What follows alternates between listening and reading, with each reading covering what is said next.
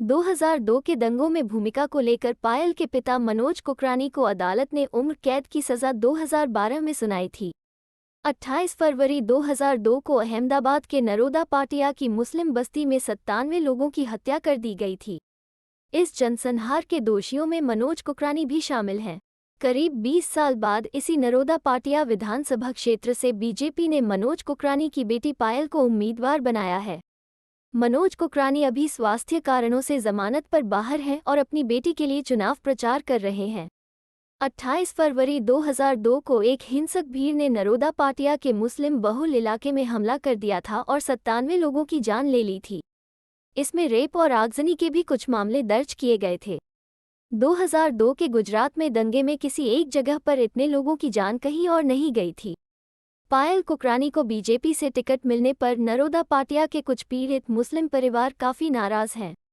दंगाइयों ने सलीम शेख की बहन की एक लड़की और उनके 2 बच्चों की जान ले ली थी। सलीम शेख से पूछा कि वो पायल कुकरानी को बीजेपी से टिकट मिलने को किस रूप में देखते हैं। सलीम शेख कहते हैं, मैं तो मनोज के खिलाफ गवाह भी बना था, उसे सजा भी मिली, अब वो अपनी बेटी के लिए चुनाव प्रचार कर रहा है। मनोज कुकरानी एक दोषी है, इसलिए बीजेपी उसको टिकट नहीं दे सकती है। ऐसे में बीजेपी ने परिवार वालों को टिकट दिया। मनोज कुकरानी ने 2002 में गरीब मुसलमानों को मारने में मेहनत की थी। बीजेपी उसे एक क्रांतिकारी के रूप में देखती है। बीजेपी ने इसीलिए प्रोत्साहन के तौर पर मनोज की बेटी को टिकट दिया है। सलीम शेख ने कहा, बीजेपी वालों से आपकी बात हो तो पूछिएगा कि दाऊद इब्राहिम की बेटी को यहाँ की कोई पार्टी टिकट देती तो कैसा लगता। सलीम शेख के इस सवाल को बीजेपी गुजरात के प्रवक्ता यमल व्यास से पूछा तो उनका जवाब था, पायल खुद एक एमडी डॉक्टर हैं, युवा है और पार्टी में काफ़ी मेहनत करती हैं। पार्टी की कार्यकर्ता है और उनको टिकट दिया गया है। यह विषय बहुत पुराना है और गुजरात उसे भूल चुका है। उन्होंने कहा, गुजरात के सारे लोग भूल चुके हैं। 20 साल हो गए। मैं समझता हूं कि पायल के उम्मीदवार बनने में कोई दिक्कत नहीं है। कोर्ट ने जो भी प्रक्रिया करनी थी कर दी है और दोषियों को सजा भी मिली है। अब गुजरात के लोग इससे आगे निकल चुके हैं। गुजरात ने बहुत विकास किया है। यमल व्यास ने कहा कि गुजरात में हर समुदाय का बहुत विकास हुआ है, लेकिन आप नरोदा पाटिया के दंगा प्रभावित मुस्लिम इलाके में जाएं तो यहाँ विकास कहीं दूर दूर तक नहीं दिखता है। आज भी यह इलाका किसी मलिन बस्ती की तरह है। यमल से पूछा कि क्या उन्होंने कभी नरोदा पाटिया के मुस्लिम बस्ती में जाकर देखा है कि कितना विकास हुआ है। इस सवाल के जवाब में उन्होंने कहा, देखिए, ये आपका विचार हो सकता है, लेकिन गुजरात को लोग हमें जिस तरह से आशीर्वाद दे रहे हैं वो विकास के दम पर ही है। पूरे गुजरात का विकास हुआ है। भारतीय जनता पार्टी अपने उम्मीदवार का चयन एक प्रक्रिया के आधार पर करती है। इसी इलाके की 70 साल की फातिमा बीबी बताती हैं, मेरे कुल 19 रिश्तेदारों की जान गई थी। गुनाहगार को टिकट दिया जा रहा है, यह कैसा इंसाफ है। जिसने गुनाह किया उसे इनाम दिया जा रहा है। उन्हें केवल गुनाह करने वालों की बेटी ही दिखती है। जिसके खिलाफ अन्याय हुआ उसके घर के लोगों के लिए इन्हें कुछ नहीं दिखता। ये कौन सा अंधा कानून है। ये हमारे जख्मों पर नमक छिड़क रहे हैं। फातिमा यह सब बात कहते हुए रोने लगती हैं। वो रोते हुए कहती हैं, लोग जानवरों को मारने में सोचते हैं, लेकिन उन्होंने इंसानों को मारा है। बच्चों को इन्होंने जिंदा जला दिया। हमें अब भी रात में कई बार नींद नहीं आती है। कहाँ गोधरा और कहाँ पाटिया। हम तो आज तक गोधरा गए भी नहीं, पता भी नहीं किस इलाके में है। इसी इलाके की जुलेखा बानो कहती हैं, पाटिया में 50 सालों से हूँ। हमने मदद की इतनी गुहार लगाई थी।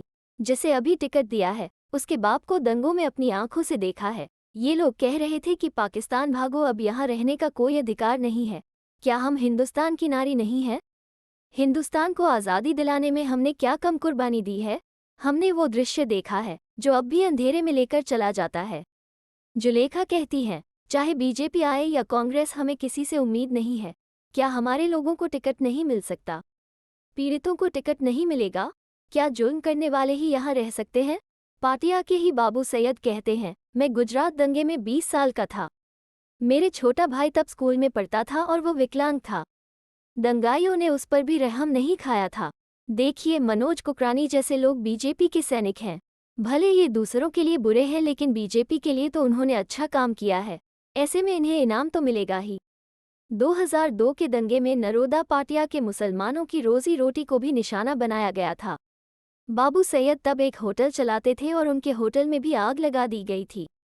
अब पिछले 10 सालों से वो एक गुमटी चला रहे हैं। नरोदा पाटिया जनसंहार मामले में कुल 32 लोगों को अहमदाबाद की विशेष अदालत ने दोषी ठहराया था, जिनमें प्रदेश की नरेंद्र मोदी सरकार की मंत्री माया कोडनानी और बजरंग दल के नेता बाबू बजरंगी भी शामिल थे।